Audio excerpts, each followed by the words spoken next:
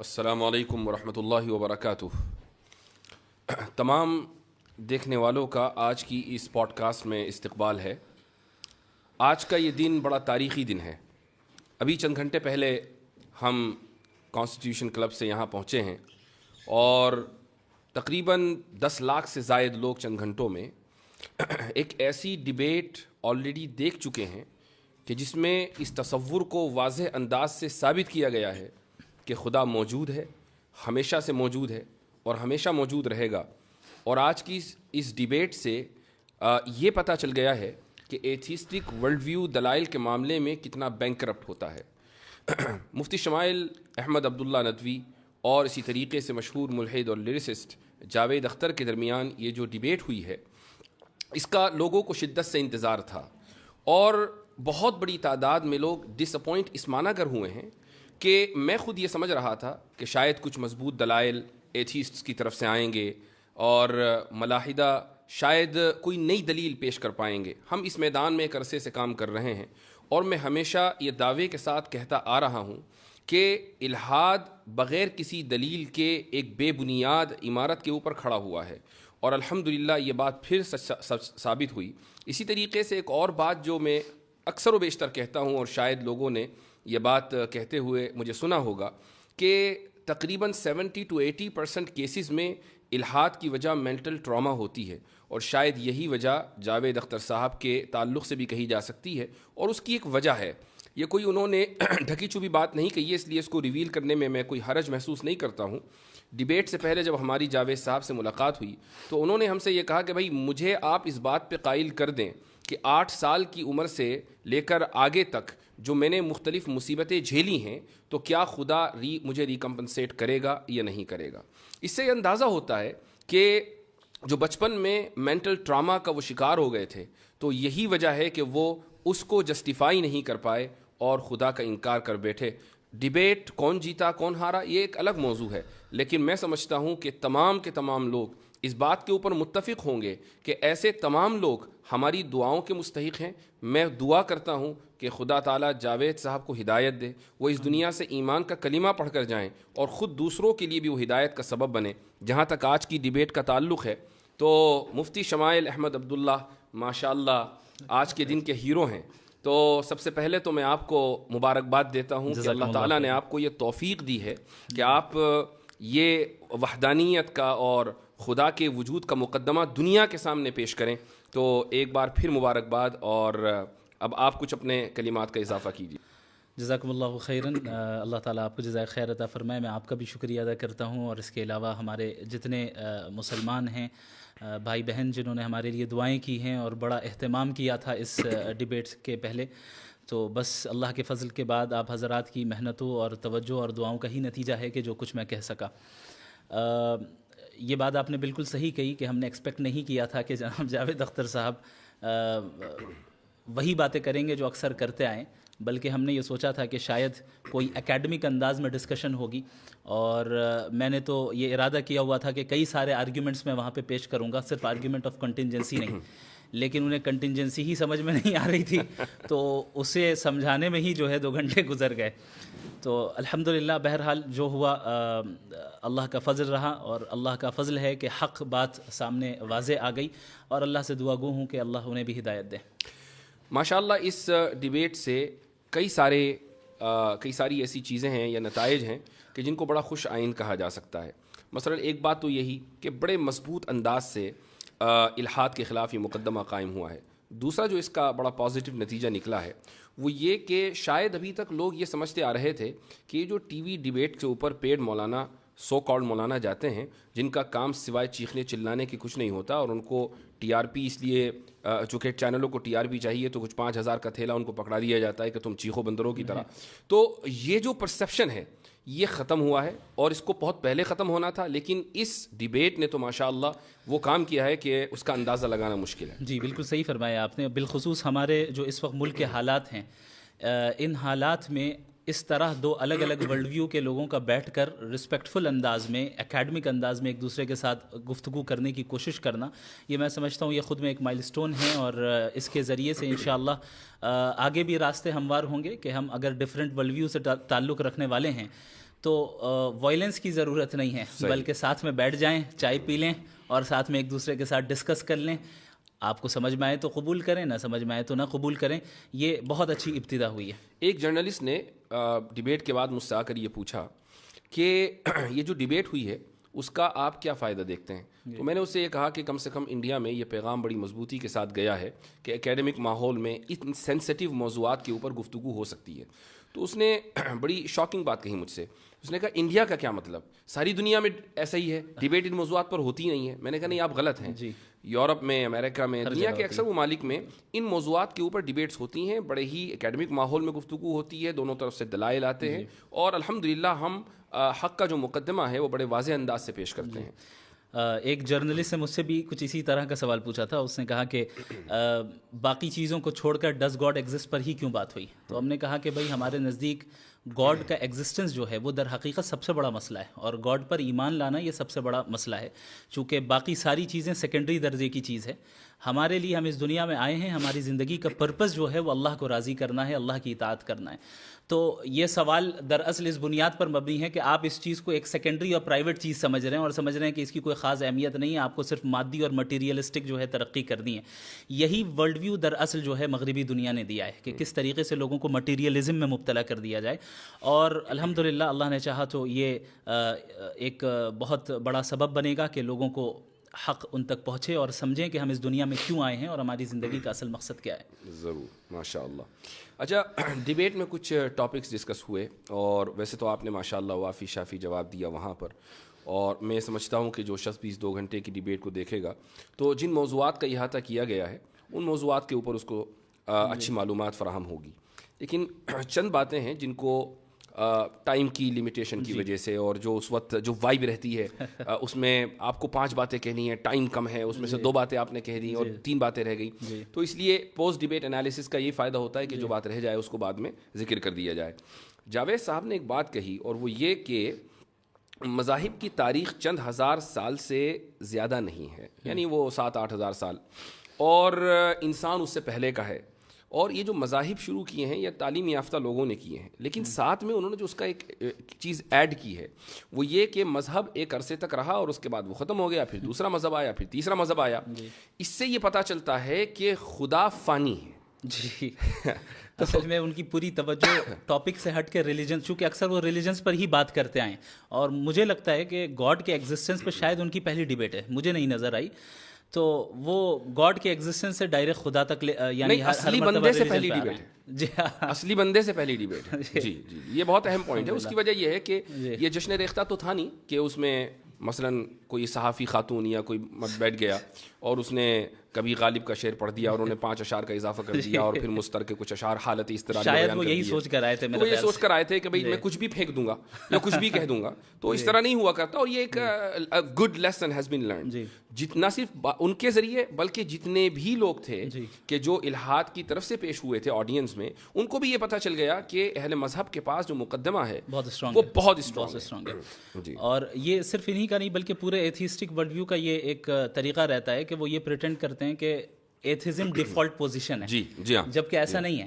اگر ہم تاریخ میں دیکھیں تو جو بہت سب سے پہلا جو ملتا ہے ایتھیسٹ یا ایتھیسٹک فلسفی جو ملتی ہے, اگر ہم ہندوستان سے ہی لیں تو تقریباً وہ میرے خیال سے 500 سے 600 بیفور کامن ایرا ہے, اور اس سے پہلے بھی مذاہب کے ہمارے پاس یعنی ٹیسٹیمنیز موجود ہیں, آثار ظاہر ہوئے ہیں, اور پتہ چلا ہے کہ ان سویلائزیشنز کے یہاں اس سے پہلے سے خدا کا تصور موجود تھا. بلکہ ہر مذہب میں اگر خدا کا تصور ہے, صحیح یا غلط اس سے قطع نظر, تو اس کا مطلب تو یہ ہوا کہ جب سے مذاہب ہیں تب سے انسانیت اس بات کے اوپر متفق ہے کہ خدا ہے.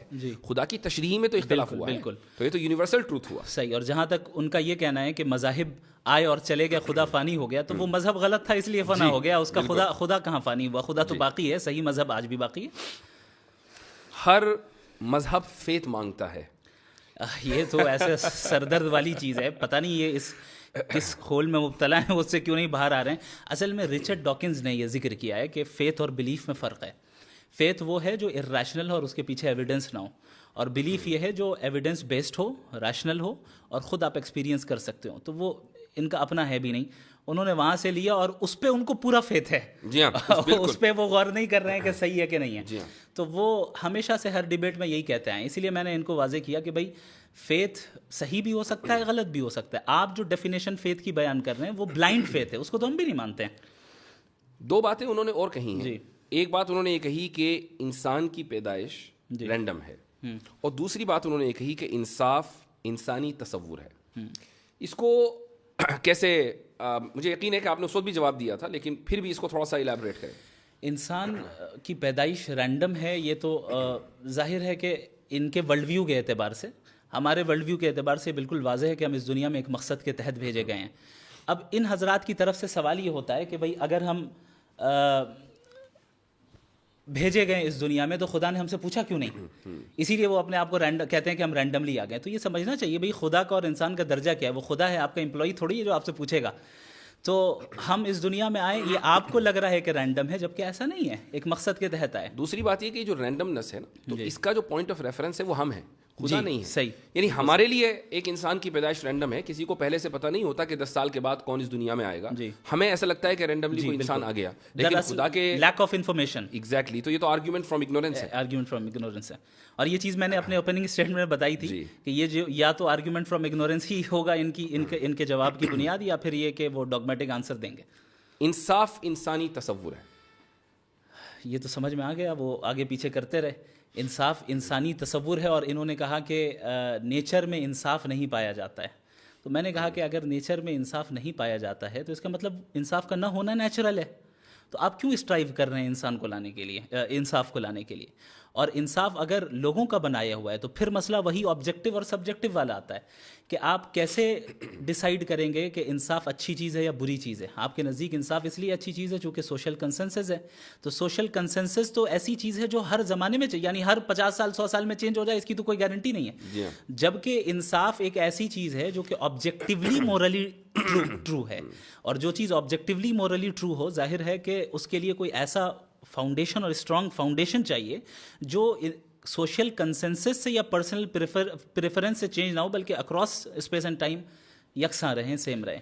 انصاف نیچر میں موجود نہیں ہے اور انسانی تصور ہے. یہ دراصل خدا کے وجود کی دلیل ہے.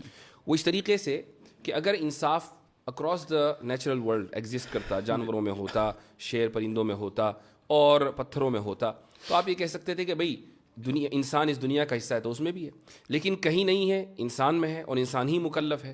تو اس سے یہ ثابت ہوا نا کہ یہ بائی ڈیزائن ہے, بائی ایولیوشن نہیں ہے. صحیح. تو یہ ایک بہت مضبوط دلیل ہے جو وہ ہمیں ہمارے ہاتھ میں پکڑا رہے ہیں کہ یہ دلیل آپ میرے خلاف دے دیں. اچھا, ایک اور جو مسکنسیپشن ہے ایتھیسٹ کا, میرے خیال سے اس کو کلیئر کرنا بہت ضروری ہے, اور وہ یہ ہے, اور مجھے اس کا اندازہ ہے کہ اس وقت اس کو کلیئر نہیں کیا جا سکتا تھا چونکہ ہماری جو ڈیبیٹ ہے وہ ایگزسٹنس آف گاڈ پر ہے یا تھی, وہ مذہب کے اوپر نہیں تھی. اور یہ جو مسکنسیپشن ہے وہ یہ ہے کہ اہل مذاہب کے یہاں سوال کو ڈسکریج کیا جاتا ہے, کہا جاتا ہے کہ سوال مت کرو, اور جو لوگ سوال کرتے ہیں وہ ترقی کر کے کہاں تک پہنچ گئے, اور جن لوگوں نے سوال کو ڈسکریج کیا وہ آج کہاں پڑے ہوئے ہیں. تو یہ جو مسکنسیپشن ہے اس کو ذرا کلیئر کیجیے. میں نے وہاں پر یہ بات کہی تھی کہ مذاہب اور ظاہر ہے بالخصوص اسلام سوال کرنے سے ڈسکریج نہیں کرتا ہے, ہاں بیجا سوال کرنے سے ڈسکریج کرتا ہے. تو صحیح سوال اور غلط سوال, کہاں سوال کرنا چاہیے کہاں نہیں کرنا چاہیے, یہ دراصل فرق ملحوظ رکھنا چاہیے. اب ایک انسان اللہ سے بیجا سوالات کریں جیسے کہ وہ کرتے آئے ہیں, ولیعذ باللہ ان کے الفاظ ہیں کہ اگر وہ ہے تو پھر اس کی کیا مجال ہوگی, میں پوچھوں گا اور یہ کروں گا, تو ظاہر ہے یہ بیجا چیزیں ہیں. تو یہاں پر آپ کو سوال کرنے کی اجازت نہیں ہوگی, چونکہ جب آپ نے گاڈ کے ایگزسٹنس کو تسلیم کر لیا تو آپ نے اس کی اتھارٹی کو مان لیا ہے. اب جس کی اتھارٹی کو آپ نے تسلیم کر لیا ہے تو اب اس سے سوال نہیں ہوگا. ہاں لیکن اس اتھارٹی کو تسلیم کرنے کی تلاش میں جب تک آپ اس راستے میں ہیں, ظاہر ہے سوال کرنا, اسی لیے قرآن کہتا ہے فَاسْأَلُوا أَهْلَ الذِّكْرِ إِن كُنتُمْ لَا تَعْلَمُونَ, کہ تم علماء سے سوال کرو, اہل علم سے سوال کرو, جاننے والوں سے سوال کرو اگر تمہارے پاس علم نہیں ہے. تو یہ بھی دراصل ایک ڈاگمیٹک آرگیومنٹ ہے جو ایتھیسٹک دنیا کی طرف سے اٹھایا جاتا ہے کہ مذہب تو سپریس کرتے ہیں. اچھا ایسا ہو سکتا ہے کہ ماضی میں بہت سے مذاہب ایسے گزرے ہوں اور ابھی بھی ایسے مذاہب ہوں جو ان چیزوں کو ڈسکریج کرتے ہوں, لیکن اگر ظاہر ہے اگر وہ کرتے ہیں تو ہم تو اسے سپورٹ نہیں کرتے. ہم تو جو اس مذہب کے قائل ہیں جو صحیح مذہب ہے. جو میں نے ابھی کہا کہ اس وقت یہ اس سوال کا جواب اس طریقے سے دینا ممکن نہیں تھا چونکہ ڈیبیٹ ریلیجن پر نہیں ہے, ورنہ قرآن کریم نے واضح طور سے کہہ دیا ہے کہ لا تسألوا عن اشیاء ان تبد لکم تسؤکم. یہ ان تبد لکم تسؤکم کا جو اضافہ ہے وہ خود بتا رہا ہے کہ مطلق سوال سے منع نہیں کیا جا رہا ہے, بلکہ ایسے بیجا سوالات سے منع کیا جا رہا ہے جو نقصان دہ ہیں, وہ خود آپ کے لیے نقصان دہ ہیں.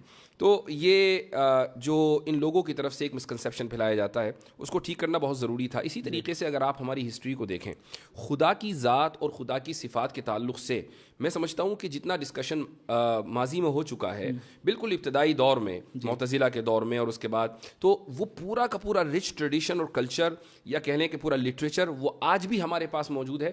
اور بہت سے کریکلمز میں جو اسلامک ٹیچنگ کے اسلامک اسٹڈیز کے کریکلمز ہیں ان میں پڑھایا جاتا ہے.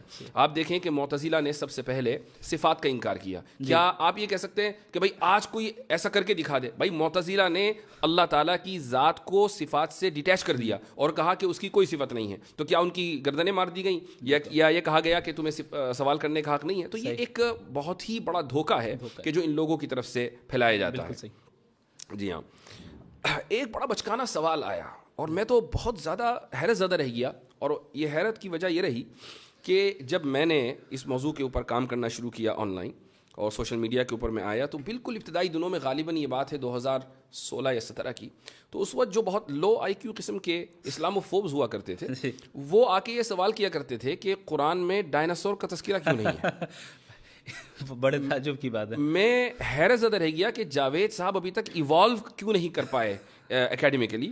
اصل میں اب تک وہ رسل کو ہی پڑھ رہے ہیں, وہ اب تک رسل تو کو ہی پڑھ رہے ہیں. جی ہاں, تو آپ کا جو جواب تھا وہ بڑا زبردست تھا ماشاء اللہ, کہ قرآن ہدایت کے لیے ہے, وہ جیوگرافی یا زوالوجی یا اس طرح کے مضامین کو کور کرنے کے لیے نہیں ہے. کچھ چیزوں کا اس میں مظاہر فطرت کے تحت تذکر آ گیا, وہ بات الگ ہے. اچھا, اب آ جاتے ہیں ہم اس عظیم الشان لفظ کی طرف کہ جس کو ہمارے جاوید صاحب آخر تک سمجھ نہیں پائے.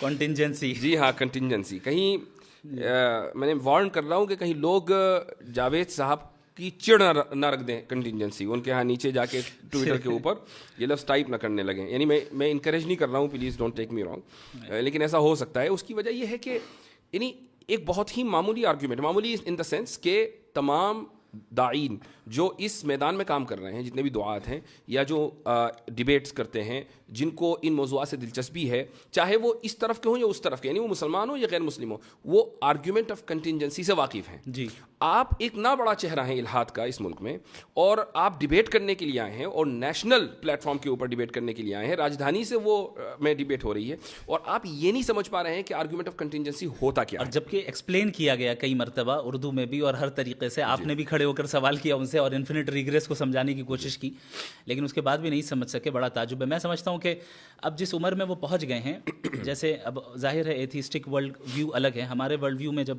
اس عمر کے میں کوئی پہنچ جائے اور دیندار ہوں تو ہم پھر ان کو کہتے ہیں کہ گوشہ نشینی اختیار کرتے ہیں وہ حضرات اور دعا کرتے ہیں, ہم ان سے دعا کی درخواست کرتے ہیں. اب انہیں اپنے ورلڈ ویو میں گوشہ نشین بن جانا چاہیے. اب جو ہے وہ ان چیزوں میں نہیں پڑنا چاہیے, بلکہ توجہ دیں اور کوشش کریں کہ بھئی کیا بات ہے, حقیقت کو تلاش کرنے کی کوشش کریں, اپنے حد تک رکھیں. چونکہ ایک ڈیبیٹ کے اندر الیکٹران اور نیوٹران کی تسبیح پڑھیں. ایک ڈیبیٹ کے اندر 2 گھنٹوں کے اندر کتنی جگہ وہ اپنے آپ کو کانٹراڈکٹ کر رہے ہیں. اگر ہم اس کو ریکیپ کریں اور دیکھیں, جب ہم مورالٹی کی بات کرنے آئے تو وہ کہہ رہے ہیں کہ سوسائٹی سے مورالٹی طے ہوگی, تو ہم نے کہا آپ نازی جرمنی کو سپورٹ کرتے ہیں. نہیں, پلانٹ ارتھ, تو پلانٹ ارتھ میں جو ہے اکثریت جو ہے مذہب خدا کو مانتی ہے, آپ نہیں مانتے, پھر لاسٹ میں کہہ رہے ہیں کہ میں میجورٹی والی بات واپس لیتا ہوں. وہ بہت اہم پوائنٹ ہے, بہت اہم پوائنٹ ہے. اچھا, یہ جو آرگومنٹ آف کنٹینجنسی ہے یقیناً لوگوں نے اس کو سمجھ لیا, لیکن پھر بھی ہمارے ناظرین کے لیے اس کو مختصر انداز میں سمجھائیے. دیکھیں, اس کائنات کی ہر چیز کنٹینجنٹ ہے. اس کا مطلب یہ ہوتا ہے کہ یہ ایگزسٹ کر بھی سکتی تھی اور نہیں بھی کر سکتی تھی, یعنی اس کا ایگزسٹ کرنا کوئی نیسیسری چیز نہیں تھی. اور اگر ایگزسٹ کرتی تو ڈفرینٹ لاز کے ذریعے بھی کر سکتی تھی. یعنی ابھی جو لاز آف نیچر چل رہے ہیں, ہو سکتا ہے کوئی اور لا آف نیچر ہو. علم کلام کے طلباء کے لیے اضافہ کر دوں, اسی کو ممکن الوجود کہا جاتا ہے. ممکن الوجود عدم ہو سواء. تو جو ممکن الوجود ہوگا, جو کنٹینجنٹ ہوگا, وہ ظاہر ہے کسی اور کے اوپر ڈپینڈڈ ہوگا اپنے ایگزسٹنس میں. تو اب وہ کس کے اوپر ڈیپینڈنٹ ہے؟ ہم یہ دیکھیں گے کہ بھائی کیا وہ چیز بھی کنٹینجنٹ ہے، ممکن اچھا، اور یہاں پر بھی اس کا اضافہ ضروری ہے. لوگ کہیں بھائی کیوں ہوگا؟ اس کی وجہ یہ ہے کہ جب ایک چیز کا وجود اور عدم دونوں برابر ہیں، یہ ترازو کے دو پلڑے ہیں، تو کسی ایک پلڑے کو بھاری ہونے کے لیے اس میں وزن ڈالنا ضروری ہے. یہ وزن ہے ارادے کا. تو کسی نہ تو ارادہ کیا ہوگا نا، کہ جس نے عدم پر وجود کو ترجیح دی ہوگی، اس لیے کنٹینجنسی ہے. جی آگے بولیے. تو یہاں سے عقلی طور پہ لاجیکلی ہم اس نیسیسری بینگ تک پہنچتے ہیں جو واجب الوجود ہے، یعنی جس کا ایگزسٹ نہ کرنا ناممکن ہے. چونکہ اگر وہ ایگزسٹ نہ کرے تو ظاہر ہے یہ ساری چیزیں وجود میں نہیں آ سکتی. اور اس واجب الوجود ذات کا انڈیپینڈنٹ ہونا، ایٹرنل ہونا، نالجبل ہونا، سیلف سفیشینٹ ہونا اور ایک ہونا یہ بالکل ضروری ہے. تو یہ جب باتیں میں نے کہی تو لاسٹ میں یہ کہہ رہے ہیں کہ ان کے نزدیک تو عقل سے ہم خدا کو جان ہی نہیں سکتے. یعنی یہ کانٹرڈکشن ہے. یعنی پورا آرگیومنٹ اس پہ تھا کہ عقل کے ذریعے ہم خدا کے ایگزسٹنس کو کیسے جانیں، اور آپ وہ نہیں سمجھ پا رہے ہیں، اور اخیر میں کہہ رہے ہیں آپ تو کہہ رہے ہیں کہ عقل سے ہم سمجھ نہیں سکتے. تو میرے خیال سے یہ ان کی عمر کا تقاضا تھا. اور اسی طریقے سے وہ انفینٹ ریگریس اور تسلسل کو بھی نہیں سمجھ پائے. بلکہ حیرت ناک بات یہ کہ جب میں نے ان سے یہ سوال کیا کہ آپ اس کو درست سمجھتے نہیں، تو انہوں نے کہا میں درست سمجھتا ہوں. میرے خیال سے وہ سمجھ ہی نہیں پائے انفینٹ ریگریس کیا ہے، اس لیے انہوں نے کہہ دیا. اور آپ نے بڑی اچھی مثال دی کہ کئی سارے شعراء ایک ساتھ پوئٹس کھڑے ہوں اور مان لے جاوید اختر صاحب سب سے آگے ہوں، اور وہ کہیں کہ میں اس وقت تک پوئٹری نہیں لکھوں گا جب تک پیچھے والا نہ لکھے، اور وہ کہے کہ میں نہیں لکھوں گا جب تک پیچھے والا نہ کہے. تو یہ تسلسل ہو جائے گا. تسلسل باطل ہے. اس طریقے سے چلتا رہا اینڈلیسلی، اور اگر کہیں ہم نہیں رکیں گے تو پوئٹری ایگزسٹنس میں ہی نہیں آئے گی. یعنی پوئٹری اگر ایگزسٹنس میں آئی، اس کا مطلب کوئی ایک ایسا پوئٹ ہے جو اپنے پیچھے والے پہ ڈیپینڈ نہیں کرتا ہے، وہ انڈیپینڈنٹ ہے. بالکل اسی طریقے سے اگر اس یونیورس کے جو کازز ہیں، اگر یہ انفینٹ ریگریس آف کازز ہوتا تو ہم اور آپ یہاں پہ آج موجود ہی نہیں ہوتے، پوڈ کاسٹ ہی نہیں کر رہے ہوتے. ہم یہاں موجود ہے، اس کا مطلب کوئی ایک انڈیپینڈنٹ ذات ہے جو کسی اور کے اوپر ڈیپینڈنٹ نہیں ہے، اس نے اپنے ول سے جو ہے ڈیسیجن لیا ہے. علم کلام کے طلباء کی آسانی کے لیے کہہ دوں کہ اگر علت اولا نہ ہو تو معلول اخیر نہیں ہو سکتا.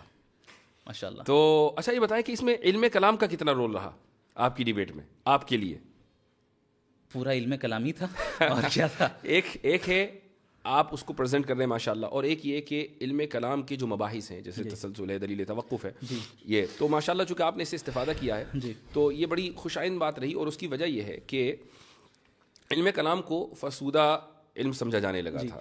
میں سمجھتا ہوں کہ علم فرسودہ نہیں، البتہ اصطلاحات ضرور فرسودہ ہو گئی ہیں. ان کو تھوڑا سا ریفائن کرنا چاہیے اور جدید علم کلام کی طرف لانا چاہیے. یہی بات ہے کہ جب ہم علم کلام کی تجدید کی بات کرتے ہیں نا، تو تجدید لسان یعنی زبان کی تجدید کو چھوڑ کر ہم کانٹینٹ کی تجدید پر چلے جاتے ہیں. ہاں یہ ایک پرابلم ہے. تو لوگ یہی نہیں سمجھتے کہ علم کلام کی تجدید کا کیا مطلب ہے. یعنی میں اس بات سے متفق ہوں کہ آج کی آپ کی جو ڈیبیٹ کامیاب رہی ہے وہ اس لیے کہ جو ٹرمینالوجیز دقیق مباحث علم کلام کے اندر پائے جاتے ہیں عربی میں، آپ نے ان کو انگلش کے قالب میں ڈھال کر لوگوں کے سامنے پیش کیا اور لوگوں کو سمجھ میں آ گیا. اگر آپ تسلسل اور دور اور دلیل توقف اور یہ سب کہہ رہے ہوتے اور معلول اخیر اور علت اولا، تو یا تو میں سمجھ رہا ہوتا یا آپ سمجھ رہے ہوتے. صحیح بات ہے. اور اللہ تعالیٰ آپ کو جزائے خیر عطا فرمائے. اس میں آپ کا بہت بڑا رول ہے، آپ سے ہی سیکھا ہے. بارک اللہ فیکم. اچھا ایک سوال جو بہت اہم ہے وہ ہے اللہ تعالیٰ کی انٹرفیرنس اور دعا. اس کے تعلق سے آپ کیا کہیں گے؟ یعنی یہ سوال ذہن میں آتا ہے کہ اگر خدا نے ہر چیز کو سیٹ کر دیا اور اب وہ سائڈ میں ہو گیا، جیسے چیزیں چلنی چاہیے ویسی چل رہی ہیں ایک میکینسٹک انداز میں، تو پھر دعا مانگنے کی ضرورت ہی نہیں ہے. اور اگر ایسا نہیں ہے تو دعا مانگنے کی ضرورت ہے. ایسا تو نہیں ہے کہ میکینٹک اسٹائل میں جو ہے یہ دنیا چل رہی ہے، بلکہ اللہ رب العالمین ہر لمحے اس نظام کو چلا رہا ہے اور اس کی تدبیر کر رہا ہے. انسانی زندگی میں بنیادی طور پہ دو قسم کے احوال آتے ہیں. ایک وہ ہیں جن پہ اس کا کنٹرول نہیں ہوتا ہے، اور دوسرا وہ ہے جس پہ اس کا کنٹرول ہوتا ہے. مثال کے طور پہ ہم فری ول کا استعمال کر کے ہم اعمال کرتے ہیں، اعمال کو انجام دیتے ہیں، اب چاہے اچھا عمل کریں یا برا عمل کریں. بہت سے حالات ایسے ہوتے ہیں جہاں پہ ہمارا کنٹرول نہیں ہے. مثلا کوئی حادثہ ہو گیا یا کوئی ایسی چیز آ گئی جسے ہم تبدیل نہیں کر سکتے ہیں، تو وہ براہ راست اللہ کے حکم سے ہوتا ہے. تو دعا کی اہمیت اس لیے بھی باقی رہتی ہے چونکہ وہ حالات بھی ایک طرف ہیں جہاں پہ آپ کا کوئی کنٹرول نہیں ہے اور اللہ کا مکمل کنٹرول ہے. دوسری چیز، جب ہم کوئی عمل اپنے فری ول سے بھی کیوں نہ کر رہے ہوں، اللہ کی توفیق ضروری ہوتی ہے. اس لیے اللہ سے دعا مانگنے کا حکم خود اللہ نے دیا.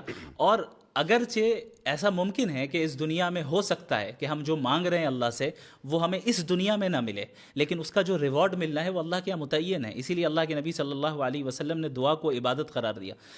تو ظاہر ہے یہ مستقل ایک عبادت ہے. یعنی بالفاظ دیگر یہ کہا جا سکتا ہے کہ ہم دعا مانگتے ہیں تو اس بات کی کوئی اس بات کی کوئی یعنی گارنٹی نہیں ہے کہ وہ دعا اسی انداز سے قبول ہوگی جس انداز سے ہم چاہ رہے ہیں.